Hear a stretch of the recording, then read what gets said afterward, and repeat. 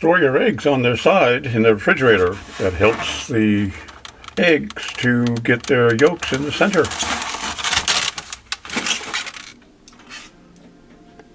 Place your eggs in a saucepan.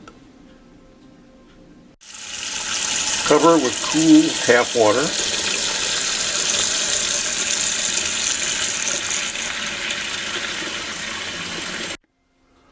Place pan on the stove. Then heat over medium-high heat. We want to bring the eggs to a boil slowly so that the eggs heat evenly and thoroughly through. When the eggs come to a boil, set your timer at 1 minute and boil for 1 additional minute. When the minute is over, turn off your heat, cover, and allow to sit on the stove for 15 to 18 minutes, depending on your altitude. When your time is up, move the pot to the sink.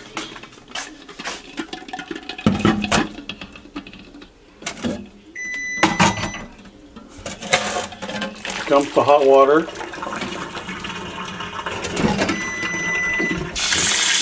flood with cool water to cool down the eggs. When the eggs are cool enough to touch, move them to a bowl of ice.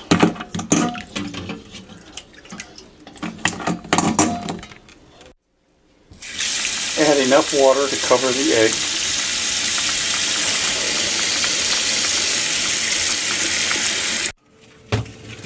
And cool the eggs in the refrigerator for several hours. After your eggs have cooled, go ahead and peel them. Tap them at both ends, give them a little roll to break the shell. Then go ahead and start peeling. If you get your finger under the membrane, they peel pretty fast. Give them a little rinse under running water. Get the last of the shell off, and they go in your jar. I have an 8-ounce can of sliced beets here. I'm going to pour the juice and all of the beets into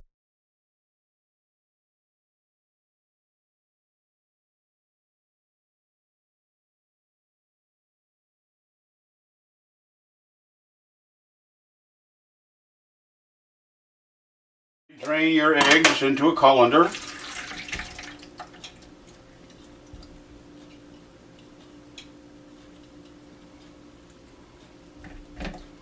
You can save the beets for other uses like in salads. And we're going ahead and give it a little bit of a wash in cool running water.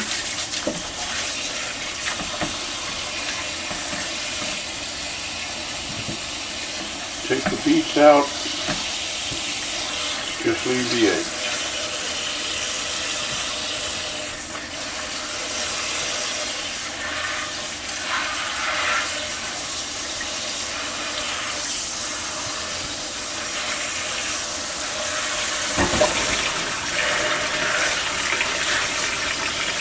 Occasionally you get a little spot of white where the egg touches the jar. That's what we were trying to avoid that by shaking the jar at intervals, but we missed a couple. Okay.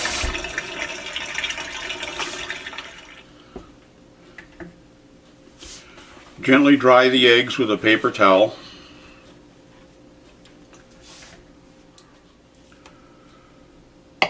Cut your eggs in half lengthwise.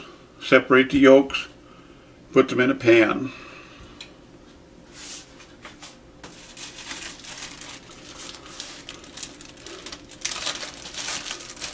The mystery of the seventh egg, it's in case. In this case, the egg split when we were peeling it, so it was a good thing we had it extra. But I always have the seventh egg as filler for the yolks so that I have enough filling to go back into the middle of the eggs. Okay, I'm using a fork to break up the egg yolks and the white of the extra egg that I put in. Kind of break it up, get it into little pieces so it'll make a kind of a homogeneous mixture. Don't want to get a big bite of anything here or there. And pretty much broken up. So now we're going to add just a touch of seasoned salt, a little bit of ground paprika, a little bit of onion powder,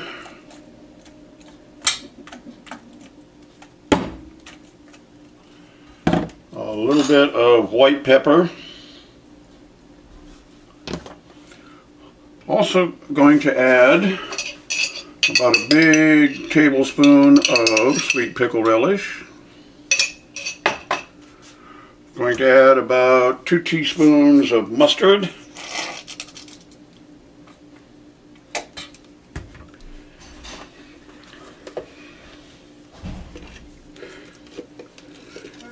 And a couple tablespoons of mayonnaise.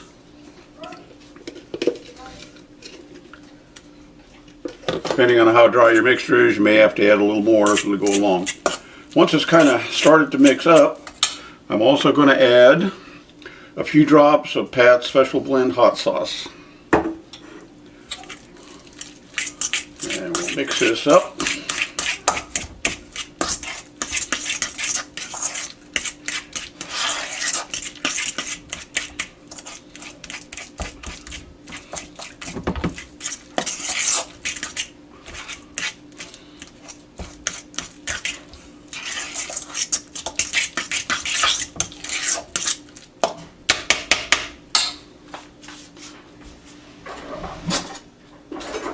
And of course the proof is always in the tasting. Take a little taste. Nice eggy flavor. Got a little bite from the hot sauce. Ooh, good bite from the hot sauce.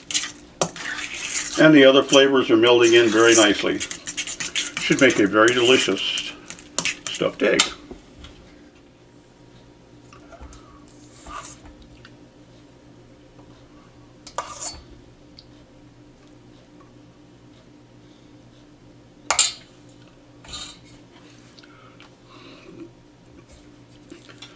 Fill the cavity of your egg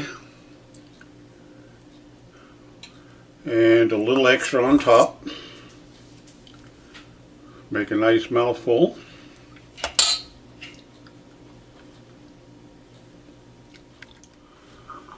Okay, decorating the eggs is up to your imagination. But what I've done is I've cut in half some stuffed olives with pimento. We'll make 4 of them with the stuffed olive. I have some black large pitted olives. I'll put 4 of those that way. And I cut some fire roasted red peppers. A little strip of red peppers on each of these here.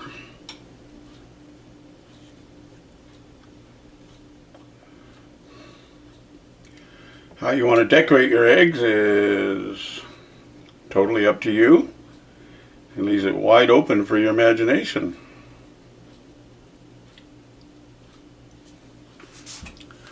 And I'm going to take and just give the slightest little shake of paprika over the top.